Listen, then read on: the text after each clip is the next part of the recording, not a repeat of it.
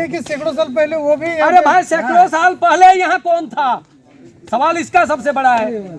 हम 5000 वर्ष पहले से हैं, आज आप आए हैं हमारा हिस्सेदार, कौन हमारा गोतिया बन गए आप गोतिया मेरा नहीं है जो आप हमारा हिस्सेदारी लेना चाहते हैं। क्या चाहते हैं जी आप लोग बताइए।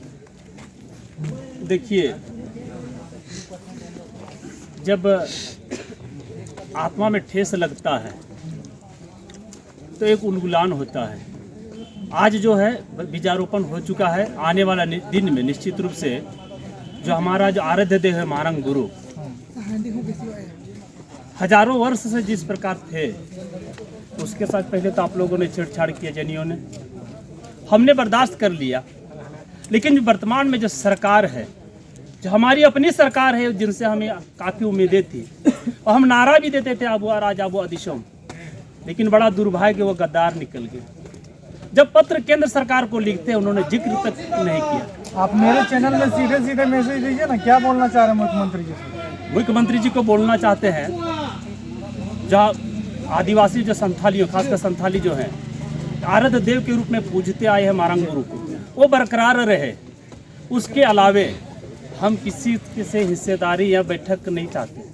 हम यहाँ सरकार के निर्देश से ही कल मधुबन गेस्ट हाउस में जो उपायुक्त और वर्तमान विधायक के साथ में जो बैठक हुई, वहाँ पे जो निर्णय लिया गया कि दोनों समुदाय या दोनों पक्ष अपने अपने स्तर से पूजा पाठ कर सकते हैं, दोनों एक दूसरे का सम्मान करते हैं, सम्मान करेंगे। लेकिन आप लोग रणभूमि बनाने में उतर गए हैं जी।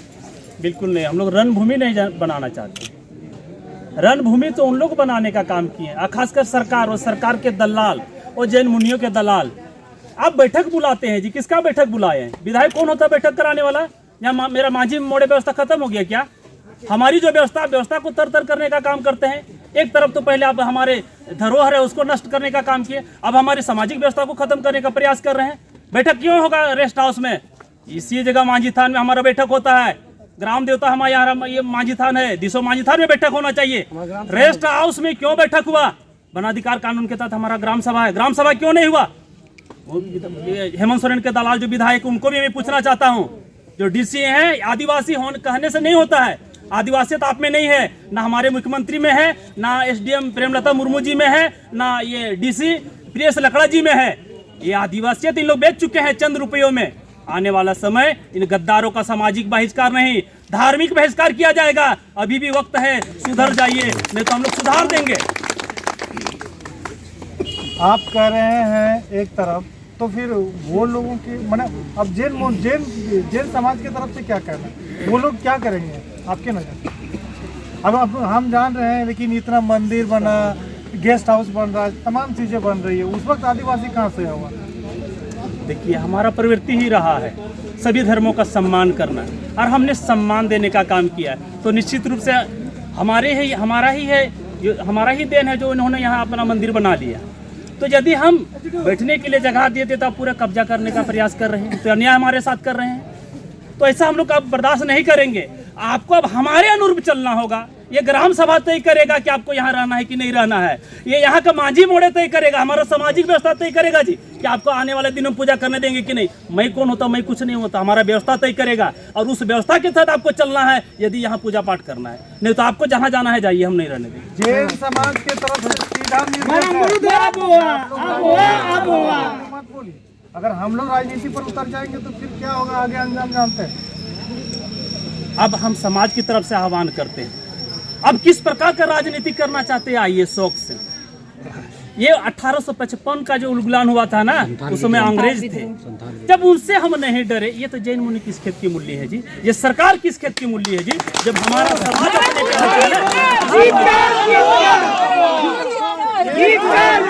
अपने मूल्य बता रहे हैं। सबसे ज्यादा कल कारखाने किसके हैं? जैन समाज के हैं। आज सबसे ज्यादा आप समझ सकते हैं, आगे आप बोल रहे हैं कि खेत की मूल्य है। निश्चित रूप से ये सबसे ज्यादा टैक्स पेयर हैं और सबसे ज्यादा शिक्षित भी, मैं इसको स्वीकार करता हूँ।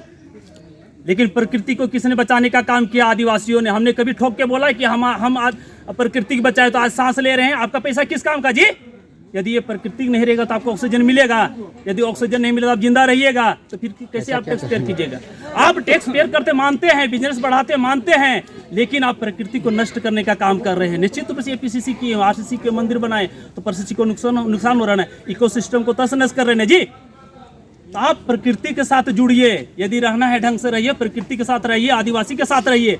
आदिवासी के साथ बैर करके आप चाहिएगा कि हम पूजा पाठ कर लेंगे, ये कतई नहीं होने देंगे, ना बर्दाश्त करेगा अभी आदिवासी युवा। अब जाग चुका है, हम लोग पढ़ लिख लिए हैं, संवैधानिक लड़ाई लड़ लेंगे, यदि आप डाल हैं तो हम बात है, कानूनी लड़ाई लड़ेंगे। ये अचानक सा ये मैंने बवंडर कैसे बना ये मामला, ये बताइए। निश्चित रूप से शुरुआत उन्होंने किया, यदि हमारे बच्चों को नहीं रोकते। उसके अलावा पूर्व भी इन लोग बहुत ऐसा कांड किया, आपको बता देना चाहते हैं, क्योंकि मैं बगल बोकारो जिला से हूँ और यहाँ के जो समिति के लोग हैं हमारे बराबर कॉन्टेक्ट में, कई बार मैं यहाँ आया हूँ। इन लोग अन्याय का हम लोग बहुत बर्दाश्त कर लिए, शोषण को बर्दाश्त कर लिए, इस उद्देश्य से कि चलिए हमारा तो शुरू में रहा है ना कि सहनशीलता हमारे अंदर है, हम जल्दी किसी पे गुस्सा नहीं करते हैं। जब हम अरे भैया आप सहनशीलता है, वो अहिंसा परम धर्म है उनका, वो तो घर की त्याग दे दिए, कपड़ा त्याग दे दिए, बिल्डिंग त्याग दे, सब कुछ त्याग दे दिए। अब वो अपने आप को भी त्याग दे। अहिंसा परमो धर्म बोले, हम मान लिए, आप त्यागी बोले, ये कतई नहीं मानेंगे। आप एक तरफ त्याग की बात करते हैं जी, अहिंसा की बात करते हैं। अहिंसा सीखना है तो आदिवासियों से सीखिए। किसी का पूरा देश में, पूरा विश्व में आदिवासी किसी के साथ छेड़छाड़ नहीं करता है, प्रकृति हो या इंसान, सबके साथ प्रेम का व्यवहार करता है। और यदि यही सहयोग की बात करते हैं, त्याग की बात करते हैं, हमने त्यागा है तब आपका यहाँ समय शिखर जी का मंदिर बना है। यदि त्याग नहीं देते आपको कहा जी, त्यागी तो मैं हूँ, अहिंसा परमो धर्म वाला तो मैं हूँ, सभी धर्मों का सम्मान करने का काम करते हैं। आप पैसा से खरीदने का प्रयास ना करें। बड़ी लाइन बोला दादा ने कि हमने त्यागा तब जाके ये समेत शिखर बना। और हमारे त्याग का, अरे टेढ़ा क्या कर रहे मोबाइल, सीधा कीजिए। अच्छा दादा, खुद टेढ़ा। हाँ दादा, आपका नाम हम जानना चाहते हैं। मेरा नाम आप इधर बैग टांग दिया है, तमाम मेरे सवाल का जवाब दिए आप। मेरा नाम फुलचंद किस्कू और मैं गांव का माझी आड़ाम हूँ। आज आपके माध्यम से पता चलना चाहिए जो हमारी जो सामाजिक व्यवस्था है और उस व्यवस्था के तहत जो मांझी हड़ाम होते हैं वे कौन होते हैं, क्या होते हैं। और शायद आपके टीवी के माध्यम से जैनियों को भी पता चल जाएगा और सरकार को भी पता चल जाएगा, क्योंकि दोनों ने हमारे साथ छल कपट किया है, दोनों ने हमारे साथ धोखा करने का काम किया है। तो निश्चित रूप से आपके माध्यम से, आपके टीवी के माध्यम से उन लोग को आज पता चलेगा हमारे सामाजिक व्यवस्था में जो मांझी हड़ाम होते हैं उसका क्या ताकत होता है, उसके पास क्या ज्ञान होता है। हम लोग को तो अवसर ही नहीं मिलता है जी मांझी हड़ाम लोगों को। आप उस इतना हमको लगता है 3-4 घंटा से वाइट ले रहे हैं। आपको कई बार हमने इशारा किया लेकिन आपने हमें बोलने का मौका दिया, लेकिन अब सुनिए, आपने लास्ट में